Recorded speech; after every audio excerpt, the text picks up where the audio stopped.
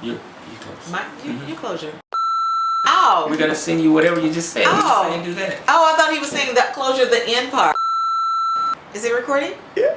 Oh, okay. What am I supposed to say?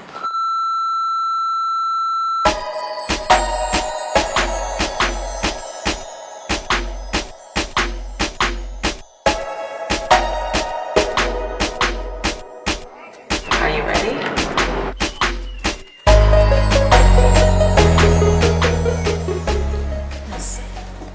This is so uncomfortable. Sweet, can you please make room for me? Oh my goodness. Okay. All right, that's a little bit better. Intimacy can sometimes feel so uncomfortable. Sometimes it doesn't feel like you have any space at all. Sometimes it doesn't feel like anyone wants to allow you in. Intimacy is such a place of vulnerability. It's a place where you want to be safe. It's a place where you want to make sure that you're well taken care of. You want to make sure that you're apart, right? Well, let's talk about intimacy. Let's talk about the different levels.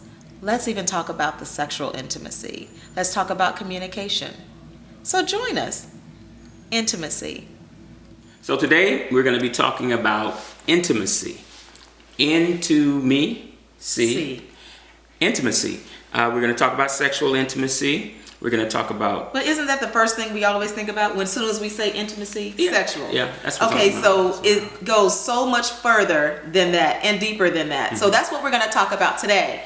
I'm sorry, I didn't mean to interrupt you, but I'm just telling you, it's like everybody always immediately goes to the whole sexual, don't you think? That's the first thing you think about when I say intimacy. If I say intimacy, you say what?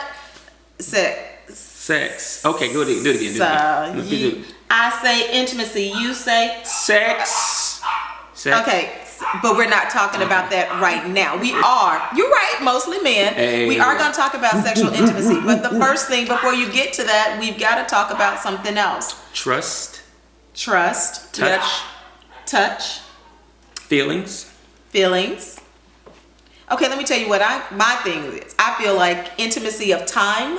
Time. That's a good one, sweetie. Yeah. Intimacy of communication. Mm-hmm. I have to share, of course, my areas, of course, and those are two my areas. I don't know what your areas are. Mine was, of course, intimacy of time, intimacy of communication.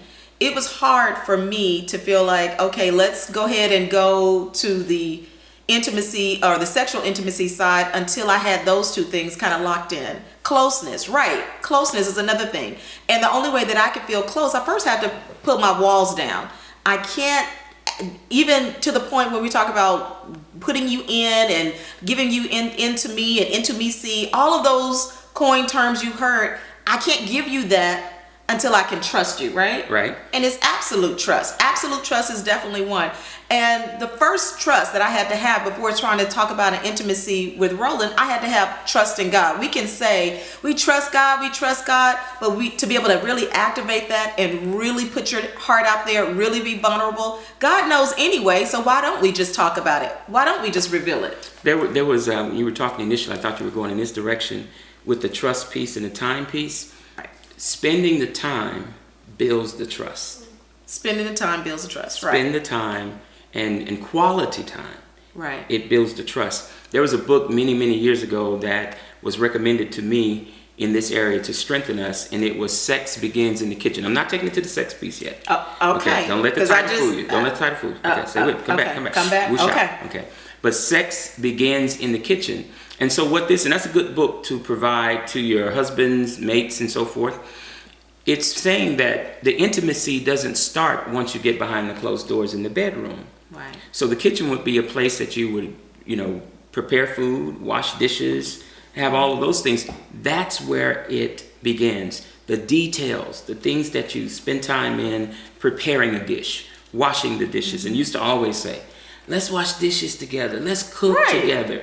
And what that was meaning for her was time. Spending time. Mm-hmm. That's what I needed. Because I needed to know how you thought about certain things. I can't really know you unless you started talking, unless you started opening. And absolutely. and wanted to be able to, wanted to see what's in your heart. And that was where the time, trusting someone to protect you. Right. That's what I needed. I wanted to be able to make sure that I was protected emotionally. Who's going to actually reveal themselves and tell them anything unless I know that, first and foremost, I can trust you with it, because I'm giving you so much of my vulnerability. Will you hold it? Will you protect it? Will you care for it? That's what was important for me. And I have to fast forward, because I would say most recently, or our most recent years, where my most issues were coming in as leaders, as far as in the church and leaders in ministry, was time, intimacy of time. I felt I wasn't getting that. That was me. I didn't feel I was getting time. I felt like anybody in the church, of the church, around the church, under the church, they came first. Yeah. That's what I felt. I felt if it had anything connected to God, I wasn't going to get any time. I didn't feel like a priority. So, of course, that starts to have you, or had me, to almost kind of resent the ministry a little bit, because I felt like, well, where is my marriage? Where's my man? Where is my friend? Where is that part of it? Where I felt like all of the ministry was going to others and building them and making sure they had time. But what about me? So an operative word that I had to learn through that is balance. Right. And trust me, she keeps me in that place of balance, because she would let me know what. She let me know what. She tell me what. And so I had to hear that and hear her heart. And it wasn't that she was against me and against ministry and service. It was just she was endeavoring to have it balanced. Right. And it's easy to get out of balance. Right. It's easy. So how do you do that? How are you communicating? You ask yourself, how do you communicate? Whether you're in courtship with someone, married, how are you communicating when you feel like you're not getting enough time?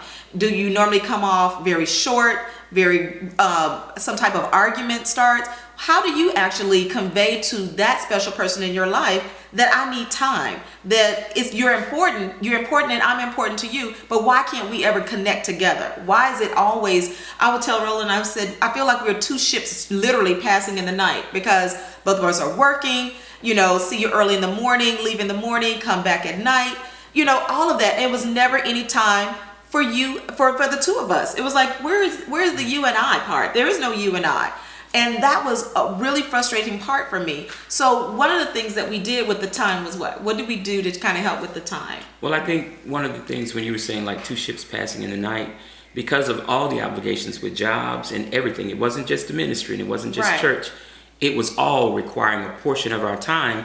So when we had some time, which was very little, it was difficult to coordinate so that we could be on the same page. Right. So whenever we would take a trip, that would be, to me, the best time. It was almost like we were newly married. Right. We didn't even know that we could be this way and this good together. Right. So I think coordinating what time we had around our schedules is very important. Right. Now, of course, we could not just take trips all the time. What about just day-to-day?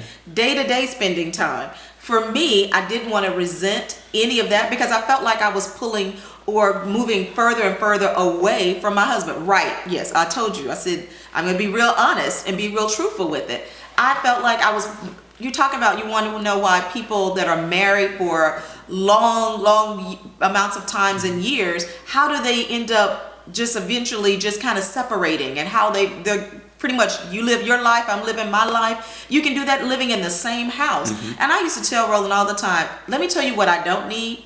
I don't need a roommate. I don't want a roommate, and I don't need a roommate. I can live by myself.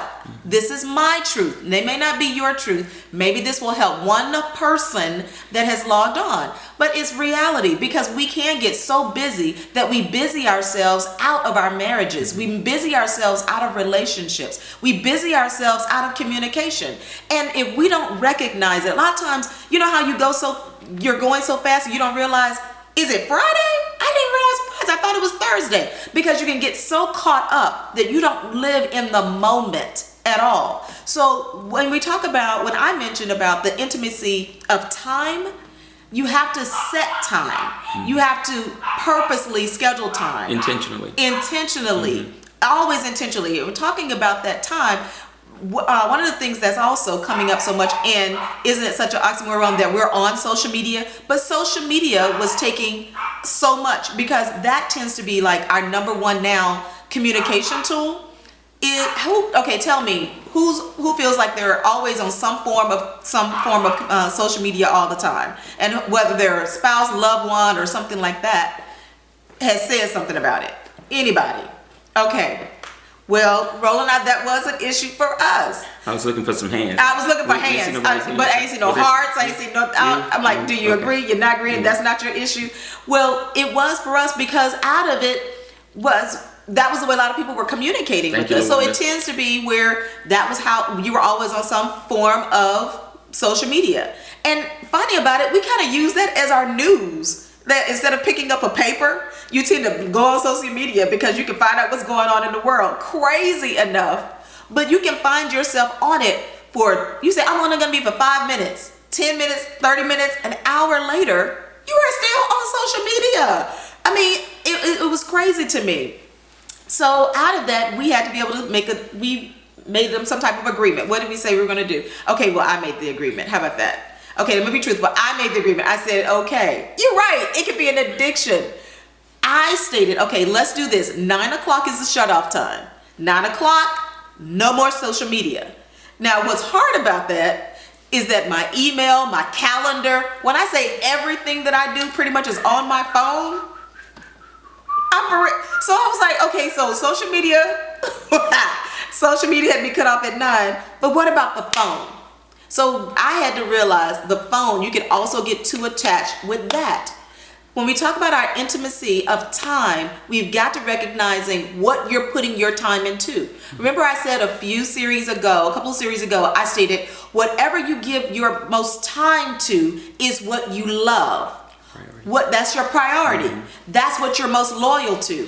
Whatever you put your time into or your loyalty to, that is where your love is going. Maintain it. And one thing I do when I do a lot of premarital counseling and marrying and so forth, I stress the point that marriage, especially if it's godly and godlike marriage and the covenant of marriage, it's hard work.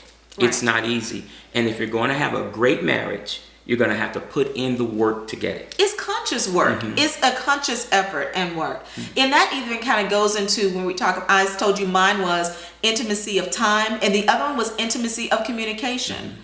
It's time, because we will give all time, efforts, patience to our jobs, to our friends, our sisters. We'll do that. We'll give so much time and energy to that. But when it comes to, it's amazing how we will sacrifice those that love us the most, or even we see every day, how we will not give that time, will not be as patient. We take it for granted. We do. We take it for granted. And I have to, and I know when I'm tired, my communication will get short. It's like, yes, no, okay, now I will admit, now I'm being truthful. Now I need you to be truthful too. Yeah, I am. I'm serious, because of the fact, you know how, you're not purpose. That's almost like our oldest son. When he's hungry, oh my goodness. You need to feed him. He's like a gremlin. So if you don't feed him, his demeanor turns ridiculous, all over food. Different person. We will do that over just being exhausted and tired. You are right, feed the beast. Because that's exactly what, if you feed him, then he goes back down, he calms down, he's back normal. Give him a Snickers bar. Oh my goodness. That's not an endorsement. But I'm telling you, but we did not realize how it was for me. I would get tired from the long day, and I feel like you're asking me too many questions, or your sentences are getting way too long for me. Can we just shut it down just a little bit? Can you give me clip notes? All of that. It is amazing how we'll do that to our spouses. We will quickly do that. And I had to really reel in and say, okay, let me stop. I'm going to listen. I'm going to pay attention. I'm not going to be short. I'm not going to say, can you speed it up? I'm not going to do any of that, because I don't do that. That's when you're in that teacher mode. You're in that managing teacher mode. Now, in our early part of our marriage, in the early days, I used to like for her to dress up like a schoolgirl.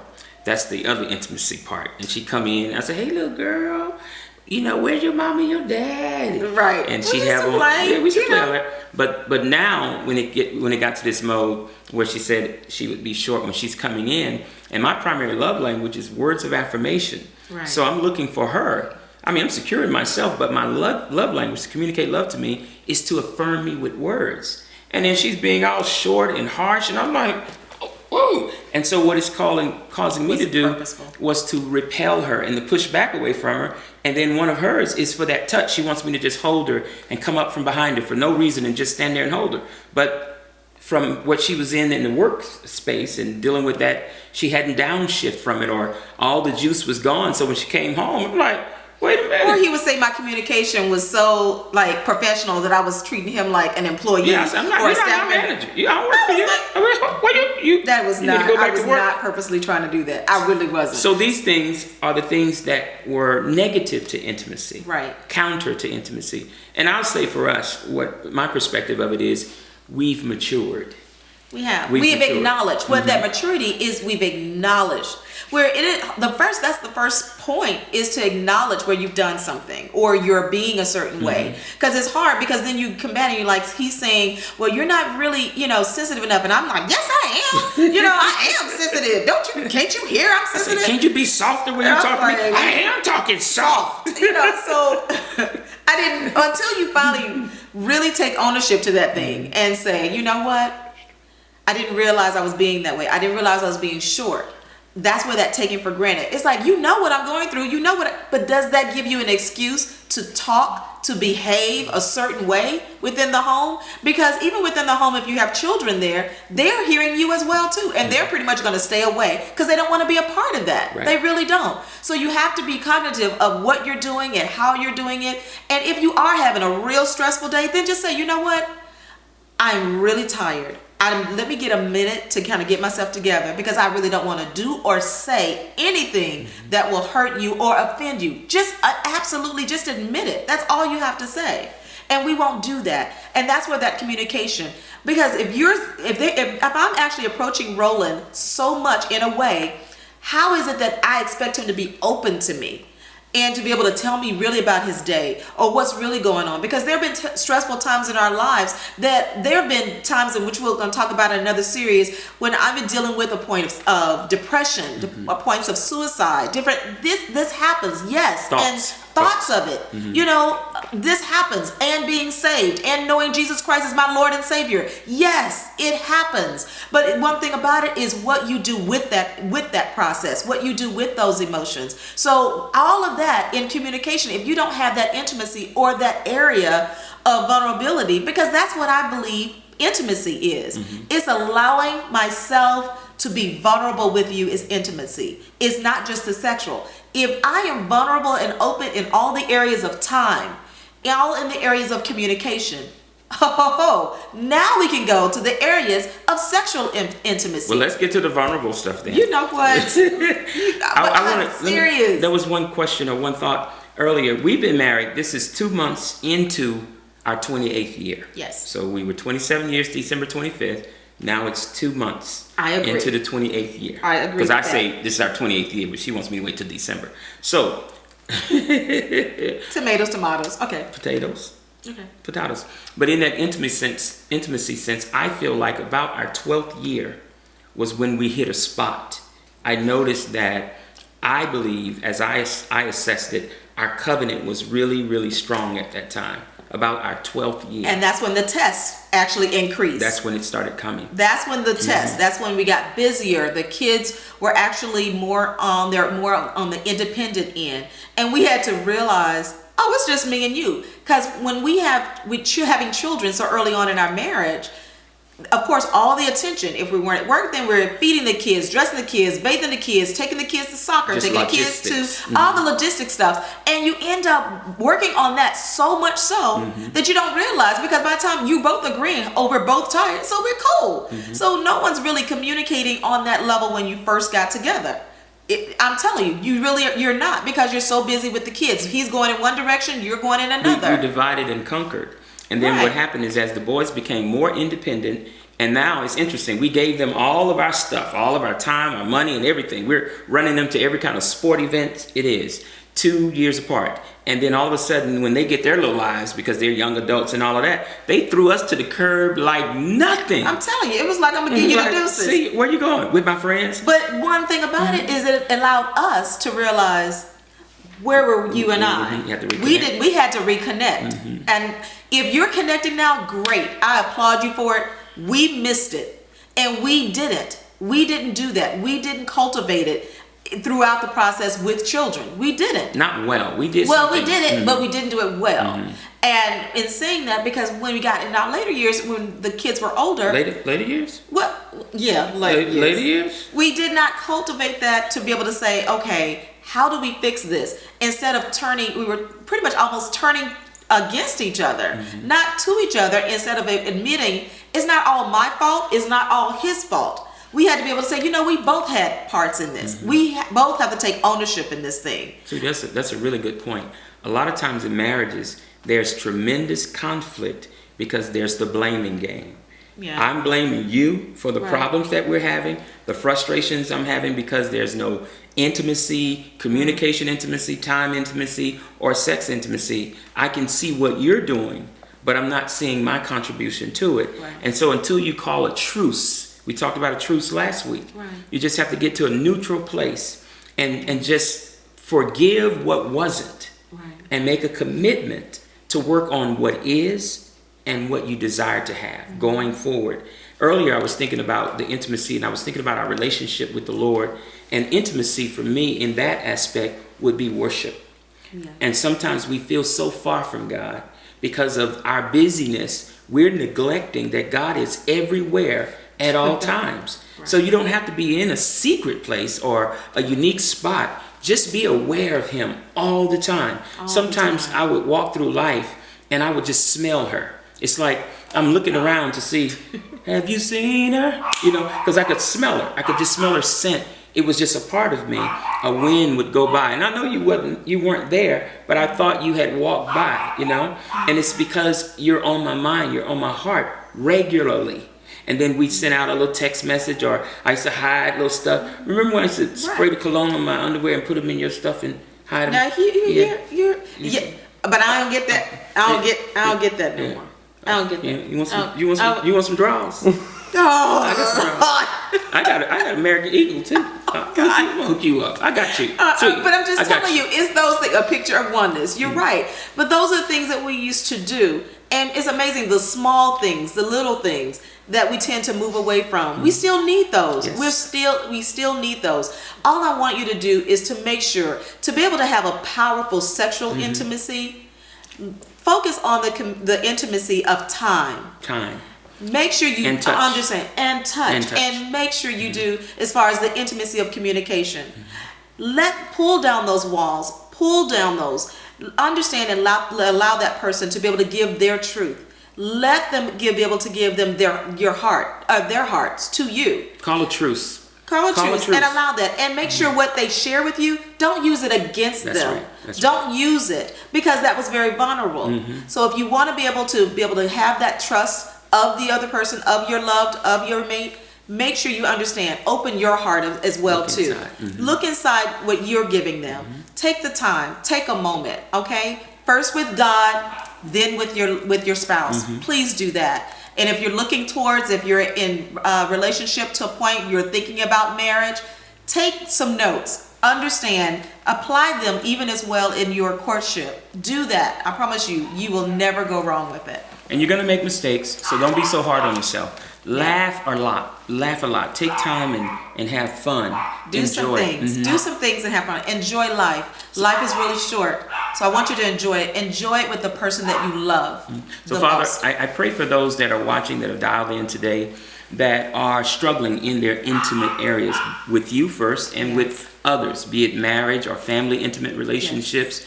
Lord, I ask that you give them the wisdom and the strength, the knowledge and the understanding. Just as you said, draw close to me, and I'll draw close to you. Right. Give them a revelation of how to do that. Strategic ways that they can draw closer to one another in family, doing things with the children, doing things with parents, doing things with one another, and especially in the marriage relationship. We pray for those relationships that they would be in creation an example of the hidden mystery of the relationship of Christ in the church. So strengthen them, empower them, release great joy in their hearts, restore to them the joy and the passion of their youth, Lord. We just bless each of you. Thanks for dialing in today, and we just bless you. We bless you. We love you. Mwah. as we're preparing for today's recording, I'm reflecting over our marriage and the things we've been through the years. 27 plus years of marriage, we have been through some challenges. And so what we want to do is glean from the experience that we've learned and share that with you to encourage you. So as we're preparing for today's series, we want you to be encouraged as we're talking on love. Challenges. Yes, that's something that we all deal with in our relationships, whether it's courtship or marriage. Challenges will give you ups and downs and question your love at all times. But I wish I could be able to give you a book to refer, but I think I will give you something better. How about giving you my life? We'll share our experiences with you firsthand. So take a seat. Join us. Welcome to the Sigler Series. You ready?